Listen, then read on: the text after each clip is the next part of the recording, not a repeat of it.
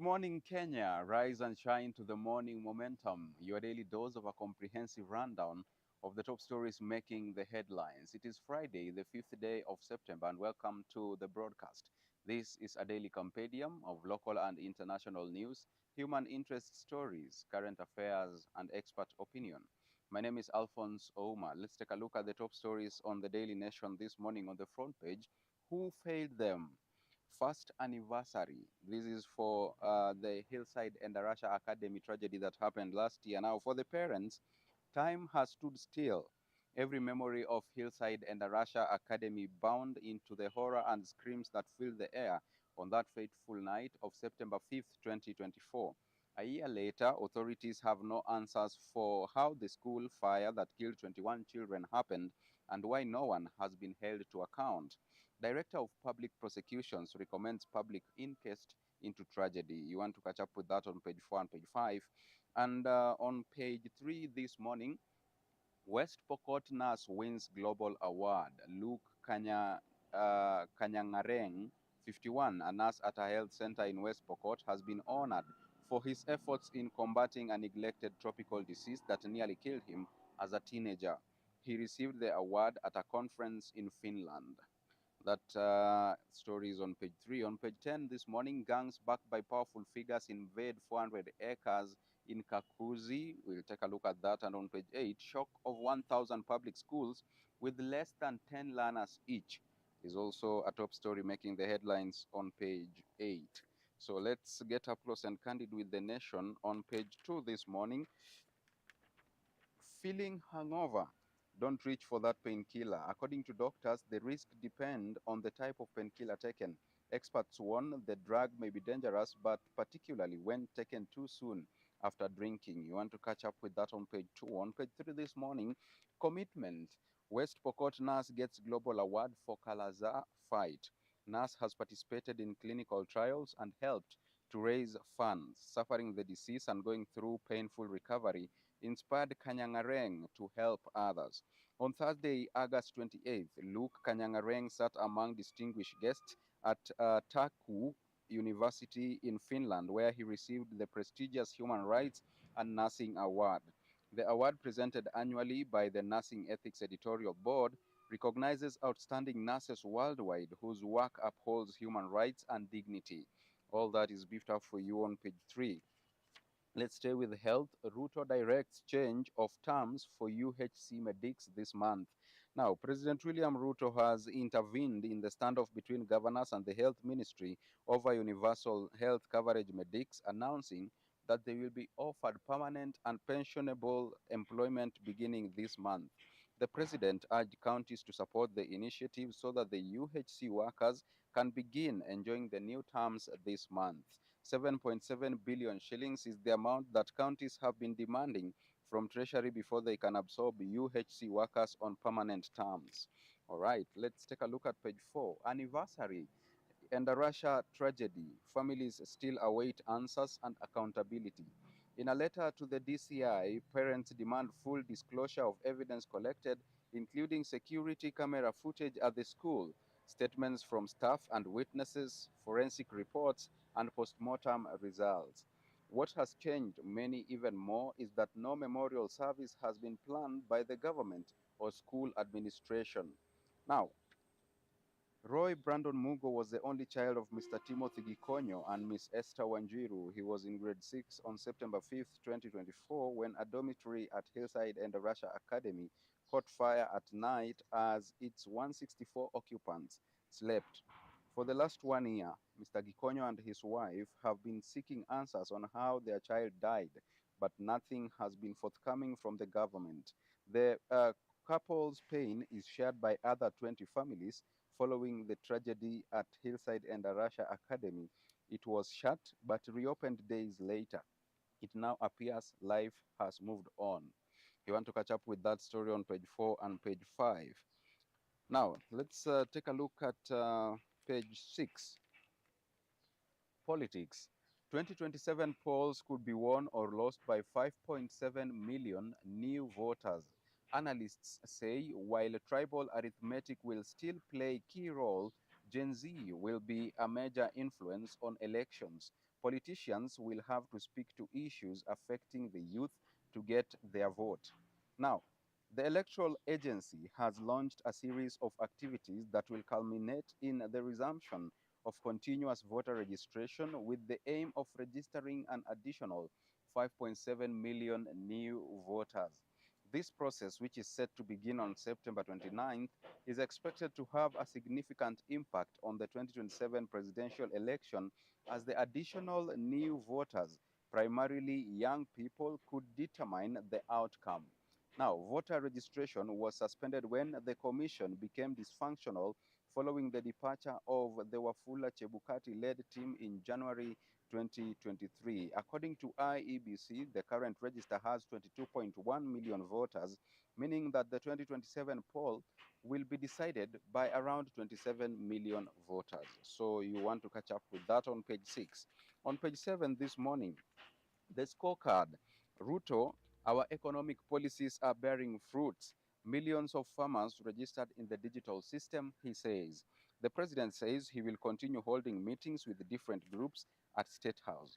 Now, President William Ruto has dismissed criticism from the opposition regarding the high cost of living while defending his economic policies. The president said his government has lowered the cost of food and other basics. He spoke during the official opening of Mombasa International Show at Mkomani grounds yesterday. Now, let's stay there on page 7 a little bit. Sakaja dismisses two allies after revolt by MCAs. Now, a ceasefire between Nairobi Governor Johnson Sakaja and members of the county assembly brokered by President William Ruto on Wednesday night led to dismissal of two aides of the county boss and reassigning of a third. The concessions halted an impeachment push against the governor by UDA ward representatives. The closed door meeting, which began at 3 p.m. and stretched past 10 p.m., was marked by heated exchanges, accusations, and breaks to cool tempers, according to multiple sources. Two of Mr. Sakaja's aides who attempted to access the venue were stopped by the MCAs. At the heart of the confrontation was the claim that Mr. Sakaja had become inaccessible, shielded by aides who blocked consultations on major projects and reportedly initiated critiques. You want to catch up with that on page 7. Let's take a look at page 8. 1,000 schools have less than 10 learners. PS says stakeholders to discuss what to do about schools with low enrollment to avoid resource wastage. Audit also reveals some 25 public junior schools have just one learner each. Now, at a glance, audit reveals malpractices. A recent audit report by Auditor General Nancy Gadhungu, released in June, identified variances between the actual number of learners enrolled in schools and those entered in NEMIS. The variances resulted in 354 secondary schools, 999 junior schools, and 270 primary schools being overfunded by over 3.7 billion shillings between 2020 and 2024. Now, the special audit also revealed the amount of money disbursed to the Kenya Institute of Curriculum Development for purchase of textbooks was not tied to the number of learners in school. Strangely, the KICD confirmed it had received 328 million more than the ministry said it had disbursed for the purpose. That on page 8. On page 10, greed and politics at play as encroachers eye Kakuzi farmland. Kakuzi managers report losses exceeding 100 million shillings. Now, the gang operates with heavy protection, earning millions of shillings monthly through stone extraction from open pit quarries. Now, on May 29th, a gang armed with machetes, axes, spades, hoes, and shovels stormed the estate of agricultural farm Kakuzi near Kenol town in Muranga County. In the ensuing weeks and months, more groups arrived in batches, ultimately taking control of over 400 acres of the company's land. Near 500 invaders, some drawn from the local community, pitched tents on parts of Block 10731, plundering resources around the clock while authorities watched. You want to catch up with that on page 10. Let's shift gears and take a quick look at the expert opinion. Japan doesn't interfere with accountability, Mr. President. Now, Japan's civil service operates on merit-based recruitment through competitive examinations and changed since 1887. Meanwhile, politicians in Kenya auction employment letters. Those are sentiments by Nelson Amenya on the expert opinion this morning. Now, also this morning, why do editors unpublish stories online but decline some requests? Removal will never be authorized simply to improve an individual's job prospects or self-esteem. You want to catch up with that opinion on page 13. You also have the sentiments of readers, where readers have their say, beefed up for you on page 13. Now, let's move on and take a look at county news. We start with Trans Nzoia jitters over fresh wave of attacks by Kitale teen gangs. A wave of gang violence is turning Kitale's informal settlement into no-go zones after dark, with the teenage gangs armed with pangas and knives terrorizing residents. The groups who move in packs on unregistered motorcycles strike under cover of night, leaving behind a trail of blood, fear, and shattered lives. Now, also this morning, impeachment. Legislators back calls for stricter laws. Now, governors claim impeachment is being used as a political tool by MCAs. Only 8 of 19 ouster motions reviewed by Senate since 2013 have succeeded. You want to catch up with that story on page 15. Briefly, in Kajiado County, titling set to curb fighting over land.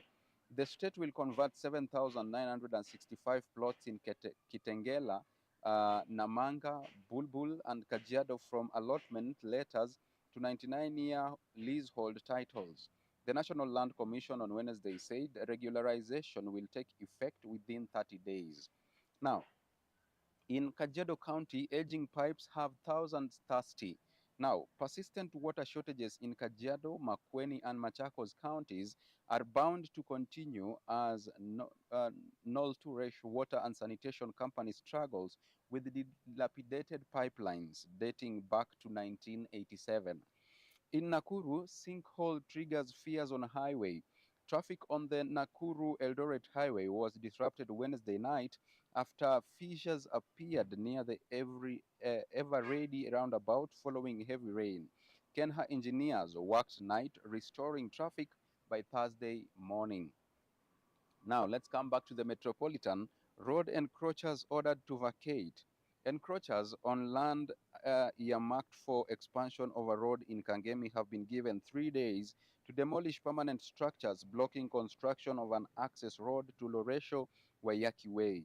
The edict, issued after a meeting chaired by Westlands Deputy County Commissioner Moses Gisharu, followed confirmation by surveyors that several buildings sit on the road reserve. That story is augmented for you on page 15. And now let's move on and take a look at more county news. We go to Kirinyaga County. Family of 4 buried in one grave as police probe deaths. Now, emotions ran high Wednesday as 4 members of the same family who died in a suspected arson attack were buried in one grave at Thiba village in Kirinyaga County. The late Julius Mwangi, 62, his wife Winnie Kinyua, 49, and their daughters Grace Wawira, 15, and Ivy June Njeri, 4, were laid to rest at Kasarani Public Cemetery in a ceremony that attracted hundreds of mourners. Now, in Machakos, missed chance to be Kenya's capital dogs Machakos town. Now, Machakos retains unique strengths. It is a vibrant hub of Kamba music, art, and crafts. Now, Machakos town, located about 63 kilometers southeast of Nairobi, is both rich in history and shadowed by the question of what might have been before Nairobi's skyline became Kenya's symbol of ambition. Machakos stood at the center of country's colonial beginnings, briefly poised to be the capital before its fortunes shifted. You want to catch up with that story on page 18. Let's shift gears and take a look at the international scene. China marks 80 years of Japanese surrender in World War II. Now, bombing pushes more families out of Gaza City. Displacement could further endanger the most vulnerable, including children.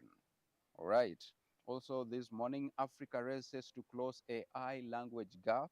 Now, though Africa is home to a huge portion of the world's languages, well over a quarter, many are missing when it comes to the development of AI. This is an issue of a lack of investment and readily available data. Most AI tools, such as ChatGPT, are trained on English, European, and Chinese languages. These have vast quantities of online text to draw from. Now, briefly in Khartoum, Sudan denies using chemical. Now, the Sudanese government has rejected accusations by the United States that it used chemical weapons in Khartoum. In a report released this week, the Ministry of Health said field tests, medical reports, and surveillance showed no signs of toxic substances. In Abuja, Nigeria, 60 die in boat accident. At least 60 people were killed and dozens more rescued when a boat capsized in Niger State, Nigeria, local authorities said on Wednesday. Now, um, the, death, the death toll of the boat incident rose to 60, and the casualty figure is also rising. That is according to Abdullahi Baba Ara, the chairman of Bogu local government. He added that 10 people were in serious condition and many others were still missing. Emergency personnel and divers from the area were searching for the victims, according to the Niger State Emergency Management Agency. Now, on page 20, executive power, Supreme Court to resolve Roe over Trump's powers. At issue is whether President has overstepped his authority. Apex Court justices have already handed wins to the Republican president. Now, President Donald Trump has pushed boundaries of executive power to impose sweeping tariffs, crack down on immigration, and attempt to fire a Federal Reserve governor, and these actions could dominate the US Supreme Court's upcoming docket. Now, Trump's administration appealed on Wednesday a lower court's ruling last week that many of his tariffs pursued under a 1977 law meant for emergencies are illegal, urging the justices to speed up the review of the case. That story is augmented for you on page 20. Now, let's take a look at business news. Unremitted statutory deductions up by 6 billion shillings. Employees could be locked out of state health scheme over non-payment. Agencies face fines and interest for failure to remit deductions. 4.3 billion is the amount of shillings of unremitted pay as you earn tax in the financial year ended June 30th. Now, in matters research, study on the needs risks of elderly in Kenya bags 3 billion shillings. Now, a nationwide 5-year study investigating the social, economic, environmental, biological, and policy processes that shape late life health and economic well being in Kenya has received 3.04 billion grant from the US National Institutes of Health. The findings will help the state and communities prepare for the expected sharp rise in older adults. That story is augmented for you on page 22. Now, let's move on to some sporting action and take a look at what's happening in the field. Now, we start with athletics. Chepsaita cross country race organizers plan bigger event. Annual race seeks to raise funds to support education of children from vulnerable backgrounds. Winners of various categories to take home more than double the cash prize from last year's competition. Now, organizers have more than doubled the cash prize that winners of various races will take home from the Great Chepsaita Cross Country Run when the gold label race is held this year. The organizers have increased the total prize fund in the annual cross country race to 20 million, making it one of the highest paying in the world. The race will be held on December 6th at Chepsaita in Uasin Gishu County.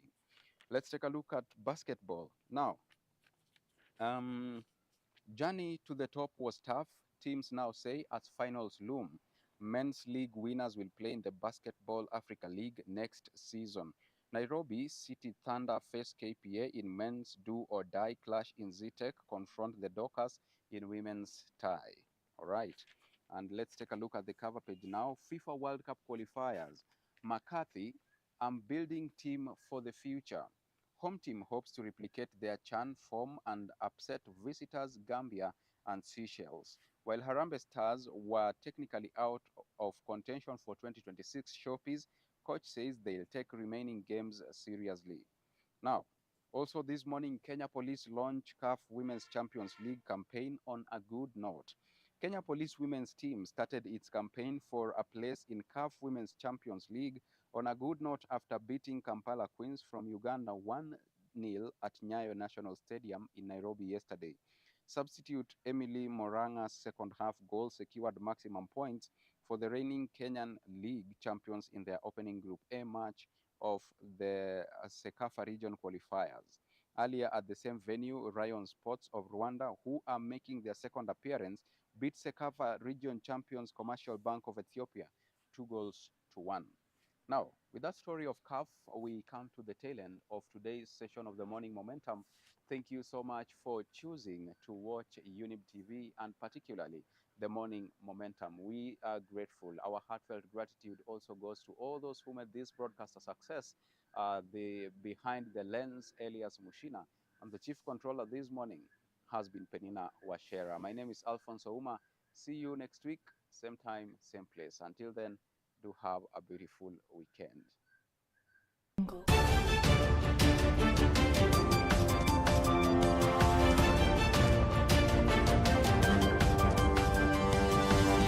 Audio